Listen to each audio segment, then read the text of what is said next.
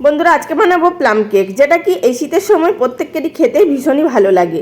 একদমই সহজ পদ্ধতিতে তৈরি করে দেখাবো এবং সম্পূর্ণ নিরামিষ, যেটা কি বাড়ির বাচ্চা থেকে বড় সকলেই খেতে পারবেন।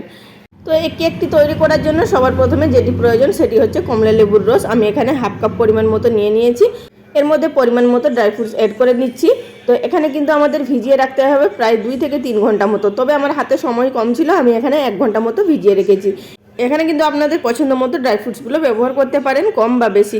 যত পরিমাণে বেশি দেওয়া যাবে ততই কিন্তু খেতে কেকটা ভালো লাগবে। আর এখানে কিছুটা পরিমাণ নিয়েছি উপরে গার্নিশিং করার জন্য। আর অপর দিকে এবার আমরা ক্যারামেল তৈরি করে নেব। তার জন্য একটি কড়াইয়ের মধ্যে হাফ কাপ পরিমাণ চিনি দিয়ে এইভাবে অনবরত নাড়াচাড়া করে ক্যারামেল তৈরি করে নিতে হবে। তারপরে সামান্য পরিমাণ জল দিয়ে এইভাবে মিশিয়ে নিতে হবে। এখানে আমি টোটাল জল দিয়েছি হাফ কাপ মতো। একসাথে সম্পূর্ণ জল দেবেন না, তা না হলে গায়ে ছিটা লাগতে পারে।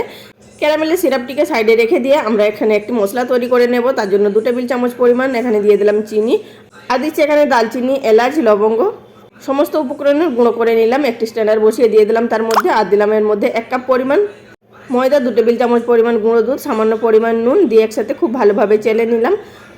চেলে নেওয়ার পর দিয়ে দেবো এর মধ্যে সামান্য পরিমাণ জায়ফল গুঁড়ো করে। অবশ্যই কিন্তু জায়ফলের একটা কোণ মাত্র দেবেন, খুব বেশি দেবেন না, তা না হলে উগ্র গন্ধ ছাড়বে।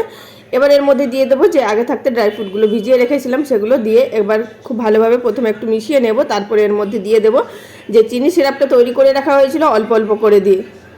একসাথে সমস্ত ক্যারামেলটা দেবেন না, অল্প অল্প দিয়ে আমাদের একটা ঘন ব্যাটার তৈরি করতে হবে। অন্যান্য কেকের ব্যাটার যেভাবে একটু পাতলা হয়, এটি কিন্তু তার তুলনায় অনেকটাই ঘন হবে।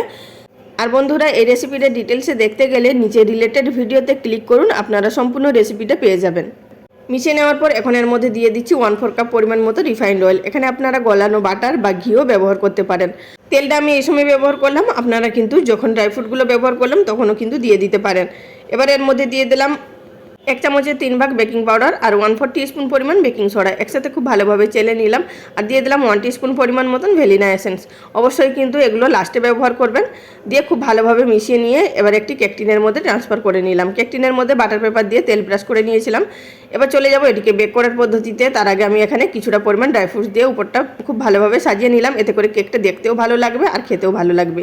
তো আগে থাকতে একটি কড়াই খুব ভালোভাবে ফ্রিহিট করে তার মধ্যে কেক টিনের বাটিটা বসিয়ে দিয়েছি একটা স্ট্যান্ড দিয়ে। তো এটিকে আমি লো ফ্লেমে 50 মিনিট মতো বেক করে নিয়েছি। তো টুথপিক দিয়ে গেঁথে দেখে নিলাম যে কেকটা খুব ভালোভাবে বেক হয়ে গেছে। এবার হালকা একটু ঠান্ডা করে নিয়ে এটিকে আমি কেটে দেখিয়ে দিচ্ছি আপনাদের। তো বন্ধুরা আপনাদের হাতে যদি সময় থাকে কেকটা কিন্তু 4 থেকে 5 ঘন্টা রেখে দেবেন, সম্পূর্ণ যতক্ষণে ঠান্ডা হচ্ছে।